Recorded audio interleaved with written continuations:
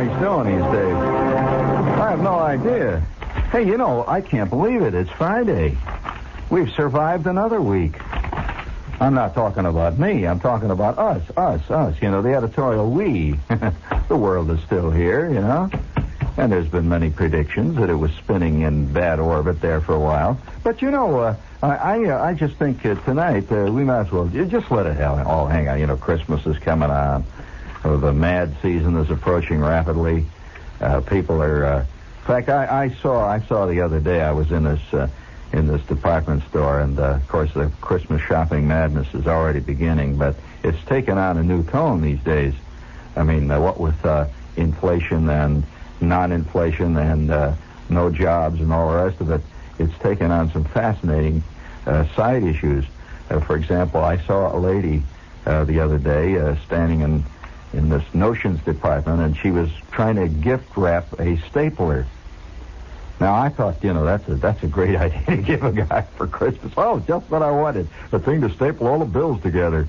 And, you know, you keep them in control. And I just thought to myself, what fantastic Christmas gifts some people think to give other people. Well, the greatest Christmas gift I ever saw one time arrived in the Army when I was, I was walking around in the Army. And I'm not going to give you the suggestion as a Christmas gift, although if you wish to take it as that, maybe it's not a bad idea.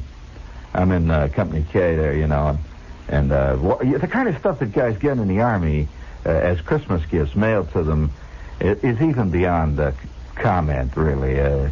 Like a pair of fake GI mittens, for example. You always get these brown mittens. Somebody sends you one of these brown scarves, you know. You like nothing better than another GI scarf. I remember one time somebody sent me a money belt when I was in the Army. The one thing you don't need in the Army is a money belt. Just because there's just not enough of it bouncing around. They have to put it around your waist on a belt. But, a money belt. But one time, talk about a creative Christmas gift. We were just one of those brief moments when I was living actually in a barracks. You know, barracks life is not the same as tent life or field life. Barracks life has a certain continuity to it. There's a certain hominess to it at times. I mean, that is if you're used to living in a garage. I mean, it can be very homey. So this particular time, Christmas is coming up, you know, and everybody's getting these gifts sent to them. For example, I'll never forget the time. I'll have to tell you this embarrassing story. We used to have a thing called mail call. Now, a mail call consists of just that. This corporal, the supply corporal, would go down to the mail department there, and he would come back in the Jeep, and he has this sack full of mail for Company K. It's the old Elkins that goes up there, and he'd come back with a thing. And, of course, not all mail was appreciated. I hate to say this. You think it's kind of fun, but on this particular great moment, I'm standing in the crowd of guys. By the way, I have one of the very few pictures I have of me in the Army is a picture taken during mail call. There's a whole bunch of guys all standing around wearing fatigues. And standing up on the back of the Jeep is Elkins, and he's handing out the mail. Well, the way mail is done, you see, it starts right out. He's got this big pile of stuff, and he hollers out the names. See, he'll holler out, Braunschweiger, and you hear in the back, yo! And at that point, he just throws it out in the crowd, saying you're supposed to pass it back to Braunschweiger. And of course, the mail can be sometimes very perishable, and at the other time it can be very personal. And on one occasion, I got this bag. It was a box, really, wrapped in what had been a paper bag. You know, people tend to rip open paper bags, and they use it to wrap a box in and stuff. Real crummy-looking package. And it was kind of busted and smashed down. And it's passed back to me, and as it comes back over the crowd, I can see this, what looked like a fine volcanic ash is dripping out of it. And some well-meaning person had sent me a box of cookies that they made, see? and the cookies never get to the Army. If you're thinking of sending cookies to anybody, give it up, friend. That's the worst thing you can send them, because they always arrive either petrified or somebody opens it for postal inspection. And about all you get is about 3 raisins. So, forget the cookie scene. And I'm standing in the back there, and I get my usual gift. The local newspaper, the hometown newspaper, had this idea to send everybody who was in the Army a free copy of the paper. I don't know of anybody who ever read a hometown newspaper once he got in the Army. The first thing he wanted to do was to forget all that. The continual hassling about whether or not they're going to allow the new garage doors to be installed because of their city council, all that jazz, has nothing to do with your life. So I would get about 15 or 20 papers every time we had mail call, which I would immediately dispose of as best I could. But on this particular occasion, this moment, great moment in life, we're standing in this big crowd of guys getting mail this day, and they're passing it back. When somebody hollers, Kowalski, Sergeant Kowalski here? Well, this is the first sergeant. See, this guy has a certain panache, you understand the first sergeant is a man of considerable weight. Much more so than the officers in your outfit, because the officers you don't see that often, but Kowalski is always riding your you-know-what. So you know him real good. So the hollers out, Kowalski! And Kowalski's one of these little short guys. He's a little short, mean guy. He's built a little bit like, I would have to say, a little bit like John Riggins, with overtones of, I would have to say, overtones of a linebacker. He was short, squat, wide, and hard as a rock, and he had these pressed fatigues which he wore at all times. So, and also he always wore these green Air Corps sunglasses at all times too. The Air Force glasses, these mean-looking glasses. He always wore the hat pulled down, and he was a man of absolute, impenetrable, truculent dignity. You just didn't get close to Kowalski. There was no way of saying, "Hey, hi, how are you, Kowalski?" We had about 50 different off-stage nicknames for Kowalski, none of which I can repeat on the air here tonight, because the guilty are still walking around, and also there are certain laws, and very descriptive. But nevertheless, Kowalski, you never got close to Kowalski, so he's standing amid the crowd down there, sort of on the edge, watching the scene there, when all of a sudden Elkins hollers, Kowalski, Sergeant Kowalski, and he starts passing this package back. Well, the package had gotten 7/10 unwrapped on the way where it was coming from, as often happens with mail, especially around Christmas time. See, and the package was sort of all hanging out like that, and the box was sort of busted open on one end, and it was a heavy cardboard flat box. But the box was real tough, but it had been opened on one end because of getting kicked around, and the string was hanging off, and there were a couple of Christmas seals on it, and everyone could see what the present was, or at least they could see that there was something in the box. So they're passing it back over the heads, when all of a sudden somebody takes the thing, he's just passing it back, see, and inadvertently he tilts it. And out of the box comes a big, about a 2 foot high, about 6 inches across, great big one, a great big gingerbread man. Sergeant Kowalski got a gingerbread man for Christmas. There was a stunned silence. The guy shoves it back in the box, and they handed it to Kowalski, and you hear this mutter, Kowalski got a gingerbread man for Christmas. Sergeant Kowalski. That's like, hearing that, say, Godzilla, the monster, just got a Shirley Temple doll for his birthday. I mean, he got a gingerbread man, hey? And so you hear in the crowd somebody hollering, "Can I have a bite, Sergeant? How about let me have a bite of the foot, huh?" It's purple. He says nothing. See, he takes the thing, he sticks it under his arm, and as he walks away, you can see it hanging out. The head is hanging out. It's got these little raisin eyes, and it's got little gold things where the ears are. These little candy things, they make the ear, and it's got a little Santa Claus hat on it. Sergeant Kowalski got a Santa Claus gingerbread man for Christmas. Friends, don't make a mistake like that. You may have, oh yes, it's like discovering that the chairman of the board got a set of pink bunny slippers from his grandmother, for his Christmas gift, and that just doesn't make it very well with the let's say the image. But on this particular this Christmas, I saw a really inspired Christmas gift arrive. I mean, inspired. In the tent, there was gold. Let's see, there was Goldberg in the tent. There was Gasser was in the tent with us. There was, we had the Elkins used to spend some time in our tent. Zinsmeister, and then he had his tent. And we used to go in and out of the tent. See, the tent was nice and warm. You know, it had a certain warmth to it. We had the stove going all the time. And there was a guy that was assigned to our tent for about, 3 or 4 months. And you're sitting, big, tall, skinny guy. And he kept his own counsel. And he was enigmatic. He didn't say anything to anybody, and nobody said anything to him.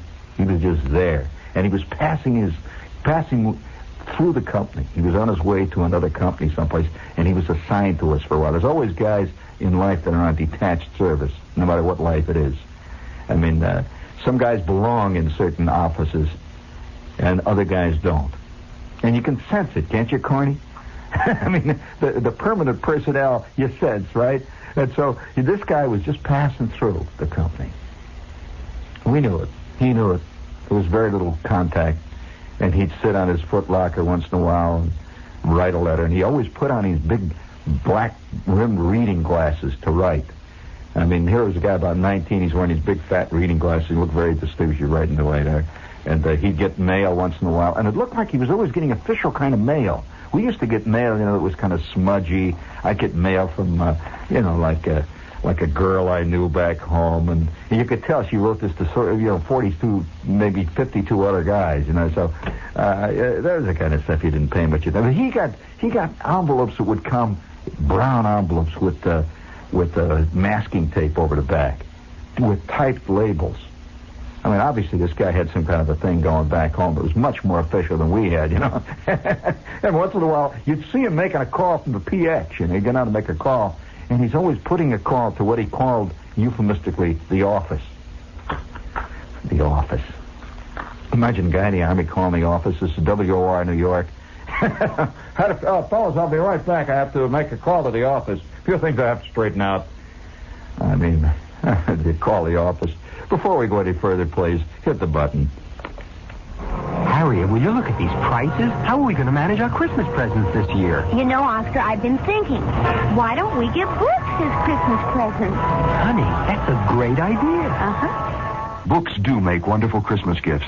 And when you buy your books from the Barnes & Noble Sale Annex, you get a lot more for your money, because all our books are always marked way, way down. For instance, we've got the Charlie Brown Dictionary for only $3.95 instead of $6.95. Emily Post's Book of Etiquette is just $2.95 instead of $7.95. And the Complete Sherlock Holmes, regularly $8.95, is just $4.95 at the Sale Annex. In fact, we've got thousands of books at huge savings all the time. Bestsellers, art books, cookbooks, all kinds of books. They're all at the Sale Annex, right across the street from the main Barnes & Noble store at 5th Avenue and 18th Street in Manhattan. That's the Barnes & Noble Sale Annex for New York's biggest book bargains. Christmas time, anytime. And during December, we're open Sundays from 10 to 4 for your convenience. Well, thank you, gang. He talks very fast and loud. The Royal Shakespeare Company does it again. Oh, buddy, first they gave us Sherlock Holmes, and now London Assurance. According to the copy, the outrageously funny comedy hit, here for a limited engagement through the 12th of January. A perfect holiday entertainment. Clive Barnes said, and we quote, it's enormously funny, a complete charmer. And Doug... Well, that's the way he talks. Douglas Watts of the Daily News said, London Assurance is marvelous. So, anyway, it's gotten good reviews. Get your tickets now to the Broadway's newest hit, London Assurance. Where else? It's at the Palace Theater on Broadway. We're sure at Shopwell. Have we got a beef? Sure, we've got a beef of the tender, tasty, juicy beef Shopwell's so famous for. Shopwell's fantastic, quality-fed beef. Sirloin steaks, shells of beef, chuck steak, rib roast, fresh ground beef, even filet mignon. All your favorite cuts, all USDA choice beef, and all priced to help you get more while you spend less at Shopwell. You're going to love Shopwell's beef. Am I sure? You can count on it. Shopwell's unconditional guarantee guarantees it. We're sure, we're sure, we're sure.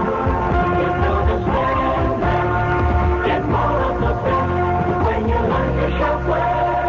Yeah, there's a giant beef sale at Date Shopwell. They have these giant beefs. It's tremendous. That's right. Bring it up there, Corny. Thank you.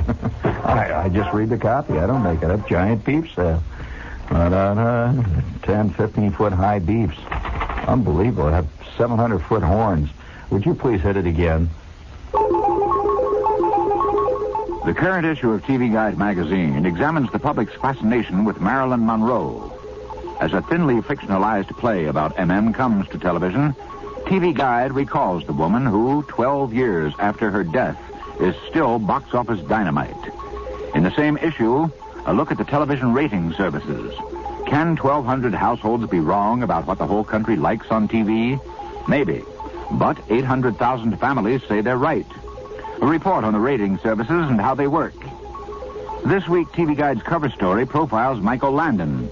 As the star, writer, director, executive producer, musical consultant, and film editor of Little House on the Prairie, Landon's going full tilt. The reasons why make interesting reading in TV Guide, America's biggest selling magazine. TV Guide, on sale everywhere. My name is Ebenezer Scrooge. Have you got a candy for me? Our name is Schrafft's, and have we got a candy for you? So roll your eyes and pat your tummy. Lick your lips 'cause yum, yum, yummy. Have we got a candy for you? A chocolate cream and a cherry dream. A jelly slice and a drop with spice. A crispy nut and a coconut. A caramel and a nonpareil. Have we got a candy for you?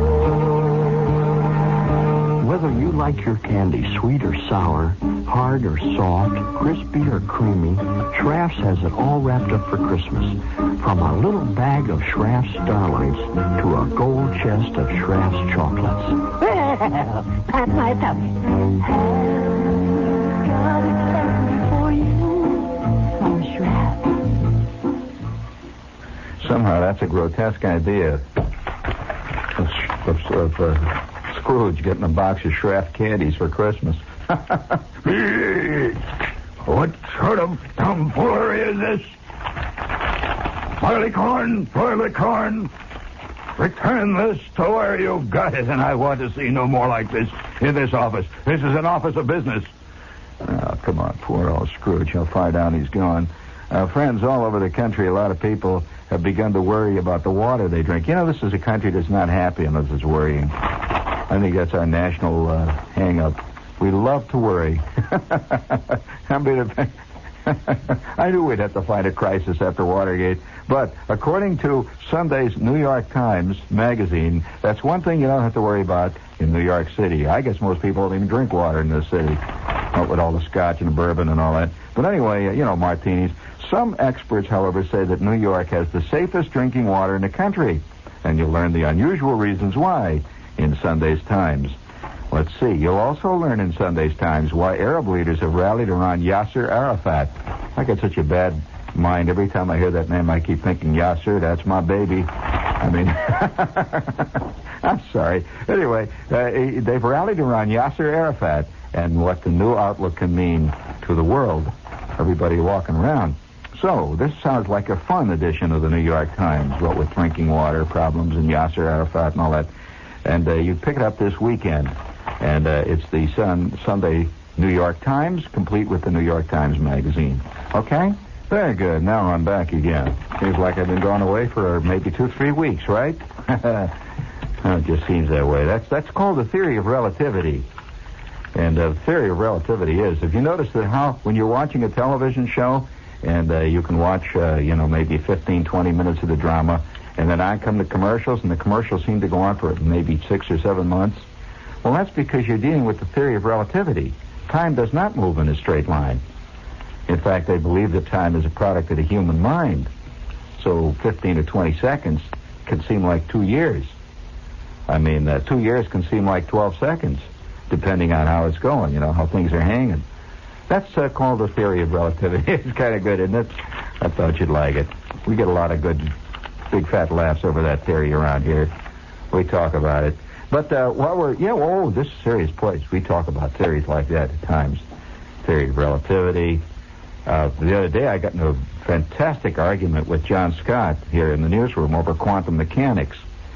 And it was kind of a big argument.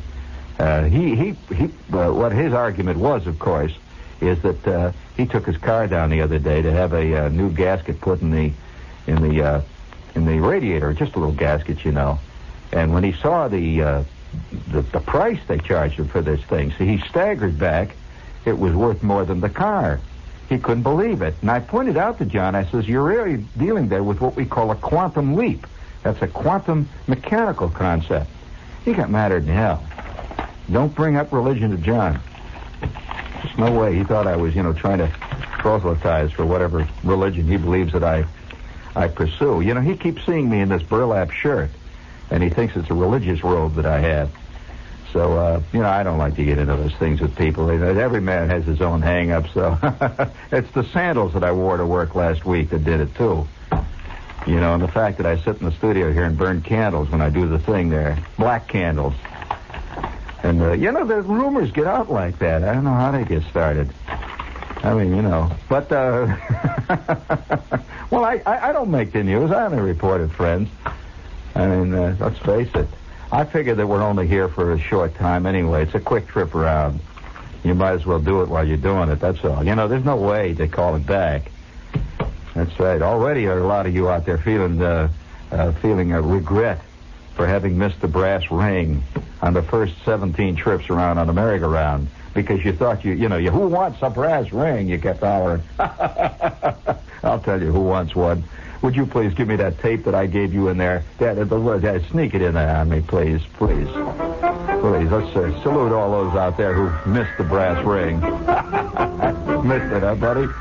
All right. And now, tonight, we'd like to salute that old fool. That old fool.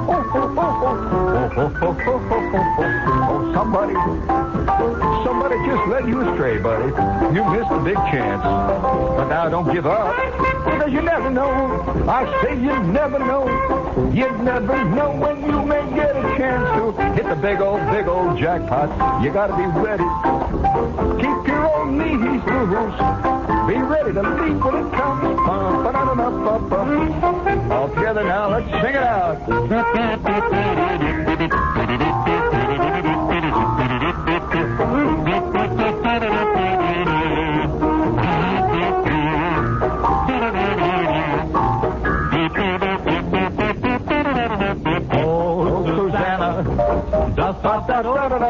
Hold it there. That's enough of that. That's enough. That's enough. This is a very dignified radio station. We don't mess around with that kind of stuff, please. Guy standing there with a checkered vest singing about Oh Suzanne. Get out of here, will you? Fool. Knave. While we're on the subject of knavery, let's see. We have one more warning here for you here, for those of you that are... Excuse me. The Royal Shakespeare Company does it again. First, they gave us Sherlock Holmes. Very exciting. Now, London Assurance, the outrageously funny comedy hit, for a limited engagement through the 12th of January. The perfect holiday entertainment. And truly British. All the way down the line. That makes it official theater. And where can you see London Assurance, which has gotten such great reviews from all kinds of diverse people? Get your tickets now. London Assurance at the Palace Theater on Broadway. This is Tommy Macon. I'm sitting in the John Barleycorn, located at 209 East 45th Street, just off 3rd Avenue.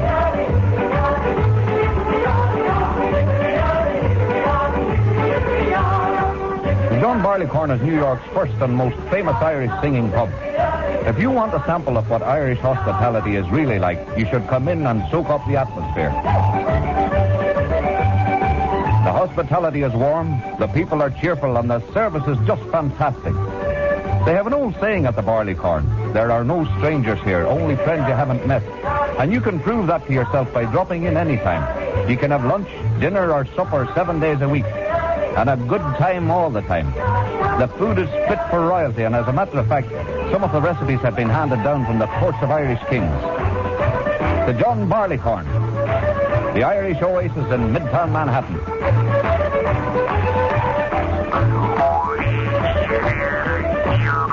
Hey, that was good. Can I have the opening of that again? Just the opening in that, please.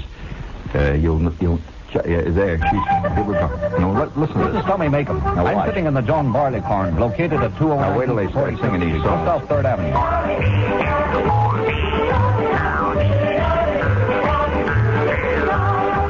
The John Barleycorn is Oh, let there. You notice that the Jew's harp goes perfectly with Italian music there as they were playing there.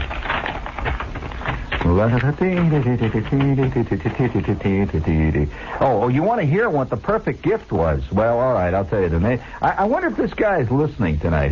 He came from New York City, and he was the only GI that I knew. Now, I knew two others, come to think of it, that were from New York City. And this particular guy's name was Goldworm. And, I wonder if he's around. I always liked that name. And he was tall, very, very taciturn type guy. He was totally different from his name. Very distinguished-looking GI. And already at the age of 19, maybe going on 20, he had developed a set of imaginary, you can just see him in your mind, imaginary silver-gray sideburns. You know, that kind of guy. And he was a mysterious figure. He would, for example, we had this latrine. And, latrine was a company latrine. I mean, the one thing about being in the Army, all these various biological functions, you cease to be embarrassed about anything. I mean, you take a shower with 74 guys, you do everything, you know. There it is. Say, Goldworm was never seen in the latrine. Where he did his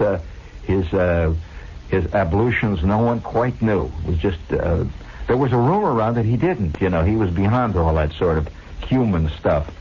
Very distinguished guy. Until this particular cataclysmic and exciting event. Okay? One night, this was about 2 weeks, just about like now, you know, about 2, 3, maybe 3, 4 weeks just before Christmas, and it was cold. Oh, boy, we were in this place. It was cold, mean, and the snow was out there back of the rifle range, and the road was nothing but hard, that gray iron ice, rutted, cold, and the wind was blowing over the tops of the tents, and at night, when you'd lay in your bunk, the snow would drift in. We had this little ventilator at the top, and the snow would drift down like a fine powder inside the tent, and you'd see it in the light there. And you'd wake up, and you'd have little drifts of snow in the creases of your GI blanket. Ooh, it was cold. See, so one night I come back, nobody in the tent. Absolutely nobody in the tent. It was empty, and all the cots were in the right. It was kind of dark, and the stove had gone down. It was cold in the tent. And now there were 6 guys in this tent. This is called a pyramidal tent. I walk into the tent, and I get this funny sensation. I just walk in there by myself, and I'm wearing my big parka and all that stuff with the mittens and stuff. I walk in, take a sniff. What the hell? It's a strange smell in there. But it was great. It was a great smell, but a strange smell. See, I sniff. Can't figure out what it is, but it smelled good. I look around, nothing. It's changed. So in comes Elkins, drifts in. I said, "How are you, Elkins?" Elkins said, what's that smell? I said, "I have no idea." I said, I'm trying to figure it out myself. And we're sitting on our footlockers trying to figure out what this smelled. It smelled great. We knew that it had nothing to do. It was vaguely, well, it was more than vaguely. It was because it was so faint at first. It was vague, but it was very appetizing. Had nothing to do with what you smelled around the mess hall. Mean, I might add. Now, no, I don't want to put the mess hall down. It was, but it was not appetite. You walk past the mess hall. You didn't say, "Oh God, I can hardly wait for chow tonight." Oh wow, oh man, you knew you were going to get a tuna salad loaf, which was a big thing. And we always would get salmon loaf. They call it salmon loaf. You've had salmon loaf at the bottom burnt and the top was raw. You remember how that was. And also, we used to get these canteen cups full of semi-liquid Jell-O. That was called dessert, which was usually poured over, say, your roll or something like that. It was called dessert. And so you never were excited. But this was an exciting smell. An exciting smell. Now, it was a smell that was vaguely familiar, but not exactly familiar. Vaguely. What the heck is that? And Elkins keeps sniffing. So I don't know. He says, smells like something like onions or something. He says, what is this? What is this smell? I says, don't tell me gases. No, it can't be. What is that? In comes Gasser. Gasser, instantly he walks in. He says, hey, what's this? Well, who's been eating in here? Because it was absolutely strictly against the rules to have anything to eat in the tents. That was absolutely verboten. You didn't know that about certain armies. No way. Well, that was to prevent bugs from coming in by the millions, see, so they had rules about that. But it smelled like something. And one after the other, the guys are drifting in, and finally the whole tent is filled, and sitting over there on his footlocker, quietly saying nothing to anybody, writing a letter, is Goldworm. Well, he's the only one that didn't say anything when he came in. Goldworm didn't say, hey, what's the smell? Nothing. Well, of course, we were used to him not saying anything. Until maybe 3 days later, that remained a vague mystery. And then one night, somebody came back we were all on guard duty. In fact, the whole tent was empty except for Goldworm. And somebody came back to the tent and caught Goldworm on flagrante. He was caught in the act. He had an electric iron. You know what electric iron is? One of these little folding kind. And he had propped this little electric iron up. We had electricity in this tent, He had propped the iron up on a footlocker between a couple of bricks. So the top was the actual hot part of the iron was facing upward. And on that footlocker, he had his canteen. He actually had his mess kit. And he was sitting there with this thing going away, and he was frying his stuff. In came Elkins. See, Elkins caught him red-handed, see. Elkins walked in, and he's frying something in there. And it was an unbelievable smell. And Elkins came running out of the tent, see, and I was down at the other end of the company street. He hollers, hey, Shepard. I said, yeah, Elkins. He said, I caught him. I says, caught who? He says, Goldworm. Well, at that point, I hear a lot of yelling in the tent. And that night, we really had a night in the tent. Because Goldworm could no longer hide it. See, one of the things in the Army is that you try to hide the stuff you got from all the other guys. I mean, let's face it, if it turns out you got a pound of cookies, I mean, how long is a pound of cookies going to go with Company K? You're lucky if you get a raisin out of it, So they just, they eat the paper and the box and everything else, see, including the stamps. Well, he had hidden this thing away, and how he did it, I do not know. For about 3 or 4 weeks, he had hid it in his bunk, like under a bunk somewhere, because we had inspections and nobody found it. Goldworm had received for Christmas from somebody back in New York a 5-foot-long kosher salami. I want to tell you, I mean, it was a real one. You know the kind you see hanging in the 7th Avenue deli in the window there? I've never known anybody who actually had one of those big salamis. Now, most everybody gets a little salami, a little pound salami. He had a salami that was 5 feet long, I'll tell you. And he had been sneaking when nobody else was in the tent. He'd been knocking off chunks of the salami and frying it on the oven, on that little iron, see? And eating the salami, and he would sneak bread in from the mess hall. And he was making these fantastic fried salami sandwiches. And here all the rest of us were living on salmon loaf with the cold beets, and the Jell-O. Well,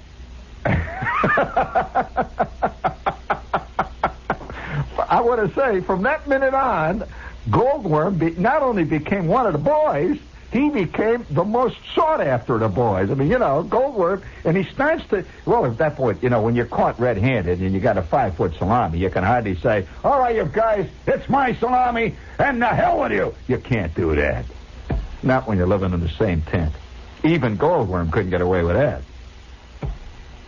And so every night, after lights out, see, we had this lights out, they'd pop off a cannon, and lights would go out, see? The lights would go out.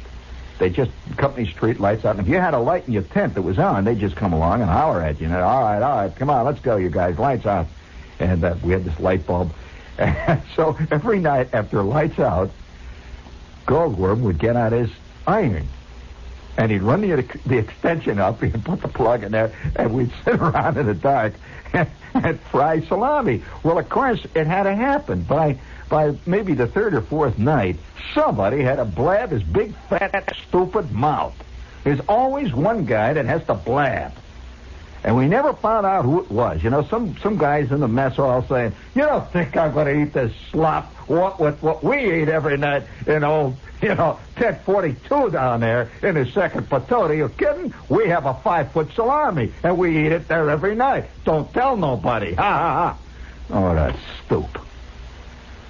About the third night, guys start showing up at the front of our tent after lights are out. They'd stick their head in there. Hey, how about, oh, boy, I couldn't. How about a piece of salami?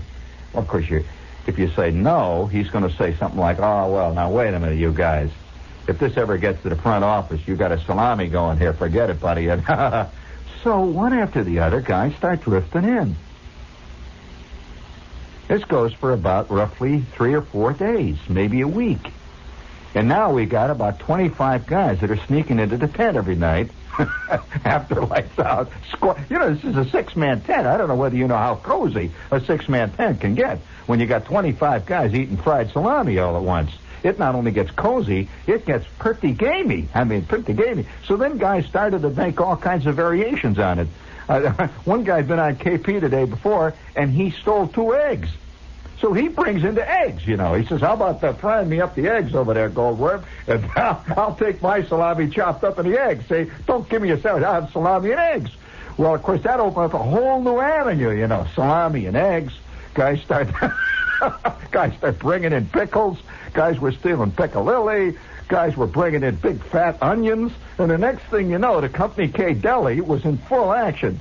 And so at that point, we had to do something. So Gasser finally says, all right, you guys, now listen. It's dark, you see. You can't talk too loud because the tent wall, by the way, is very narrow and very, very porous. And Gasser says, all right, you guys, now listen. He is addressing now 37 guys. In our company, there were not more than 48 guys. So he says, all right, now you guys, from now on, every guy that comes here to this tent is going to have to give us 15 cents. 15 cents a man. Of course, there's a mumble. Come on, 15 cents. And if you guys talk about this thing, if you continue to talk like this, we're going to raise the ante to $1 a shot. And every night, it's going to be $30 from this whole crowd. Well, this went for about 3 days until one night we're all sitting around, and we're making money now. And Goldworm is selling the salami. We got a pile of dough, and we're raising money. We're going to buy Cokes and everything else. And one night, it finally happened. It had to happen. I will tell you in just a moment. I want to tell you, I never heard such a great Christmas gift in my life as a 5-foot-long kosher salami. I had never had kosher salami up to that point. And from the minute I tasted kosher salami, the soft kind I really get, I realized that I was sipping at the mother lode spring of true gustatorial ecstasy. Until that night. The tent flap whipped open, and there, sticking his head in the tent, is Kowalski. All right, you guys, All right, sit. Freeze, all of you guys. Who the hell's frying the salami in here? Who's frying the salami? We're all sitting there with salami all over our traps. You know, there's 34 guys trapped with the salami. Talk about cool. Old Kowalski says, hand it over. Come on. Hand it over. We passed what was left of the salami from hand to hand. I'd say there was about 1.5 feet left at that point, and that's a lot of salami. We just passed it hand to hand, each lovingly grasping the salami for one brief instant, because we knew that we had the last salami that we was ever going to have, that we was ever going to see in company camp. We just passed it from hand to hand, and each one shed a silent tear. And then Kowalski says, all right, you guys, at ease. And away he went. And for maybe a month, we could smell salami frying outside the company clerk's office every night. But we never got close to it.